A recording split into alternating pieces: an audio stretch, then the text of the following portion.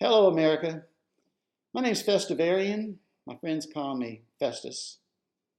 I'm coming to you from the Anti-Nike headquarters. And I want to share with you some angst I've had for the last 3 years. Seems to have started in 2016 when Colin Kaepernick started a stupid kneeling campaign at the NFL games, disrespecting the game itself, policemen, veterans, our flag, the anthem, the nation as a whole. I could go on and on. At the time, if you remember, there was a huge outpouring of anti-Kaepernick sentiment among the patriots. Also at the time, I think you'll remember, Nike Corporation rushed to his defense. Not only did they rush to his defense, they offered him a mega endorsement deal to sit on his ass for 3 years. The so-called Believe in Something campaign, I believe it was called. Believe in Something. Yeah, right. So anyway, he's been sitting on his ass for 3 years, deservedly so. He's become the face of the Nike Corporation. Recently, this year, Colin Kaepernick put the kibosh on Nike shoes, which were ready to roll out, all laced up and ready to roll. And Colin put the kibosh on these shoes because they had the Betsy Ross flag on them, because it might offend certain groups. Yeah, offend certain groups. Well, that made my blood curdle. My patriotic blood was boiling. Not only that, earlier this year, just before he stepped down as a CEO, Mark Parker had this to say about Nike and China, their relationship. He says, "We are and remain a brand of China and for China." Well, good for you, Big Mark. What a patriot you are. I ask you, America, is this the kind of shoe company you want to support? When you put your shoes on, do you want to be thinking about non-patriotism, about China, about Kaepernick? I don't think so. You know what Nike sees in China? We all know what they see in China.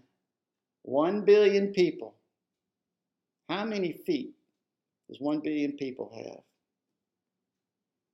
2 billion. Good math. That's right, 2 billion. 2 billion times $100 for a pair of sneakers. It's a lot of money. A lot of money. That's assuming one person buys 2 pairs of sneakers. A lot of money. That's all we care about is money. So I'm saying to Nike, not anymore, not in my house. That's going forward. Never again in my house will we be buying any Nikes. But what do I do with my 2 pairs of Nike tennis shoes replete with the swoosh that sit in my closet? This particular pair was almost brand new when Kaepernick started kneeling.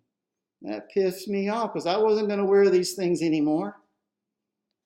Not only the collecting dust in the corner of my closet, every time I look at them, my skin starts to crawl. I look at all my other shoes and get this warm, fuzzy feeling. Oh boy, I can't wait to wear my Merrells, my Hoka 1-1s. I look at these shoes, my skin crawls. So I'm thinking, how can I assuage the angst that these shoes have generated over 3 years? Well, my first plan, take these bitches, replete with the swoosh, saw these bitches in half, send them up to Beaverton, Oregon to the headquarters with a little nasty note. I tell you, I'm embarrassed to wear these things. I wouldn't be seen in these things outside. Not only that, I don't want to be a walking advertisement trotting this little swoosh all over the place. Screw that little swoosh. It's worthless.